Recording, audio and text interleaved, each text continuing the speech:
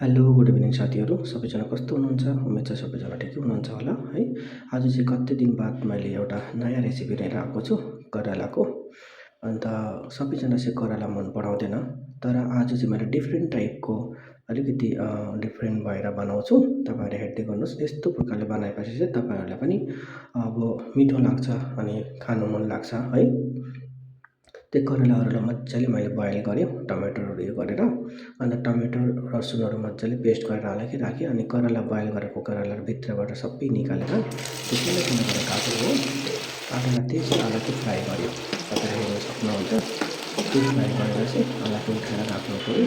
अनि त्यही तेलमा चाहिँ जिरा पाउडरहरू भन्छ तेजपत्ता खुर्सानीहरू हालेर त्यसपछि मजाले भुट्नु पऱ्यो। भुटेर चाहिँ त्यसमै तपाईँको मसलाहरू जो चाहिँ तपाईँहरूको भन्छ पसलको मसलाहरू जस्तो तपाईँको जिरा powder, Kashmiri powder, chili powder, धनियाँ पाउडर अलिअलि हालेर नमक हल्दीहरू मजाले त्यो भुट्यो होइन। भुट्नुको बाद चाहिँ त्यसमा के भन्छ त्यो टमाटर अनि लसुन जो पेस्ट गरेर राखेको थियो त्यो पनि हालेर मिक्स गऱ्यो।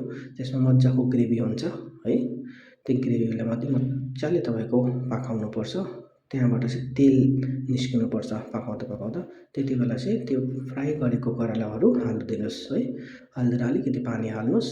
त्यसको बाद चाहिँ मजाले कसाउनुपर्छ। एकछिन कसाउनुको बाद फाइनली तपाईँहरू हेर्नु सक्नुहुन्छ कस्तो मिठो कस्तो स्वादिष्ट सब्जी बनेर तयार भयो है। तपाईँहरू के गर्नुहोस्, बनाउँदै गर्नुहोस्। घरमा रेसिपी कस्तो लाग्यो मलाई कमेन्ट गर्नुहोस्। Thank you.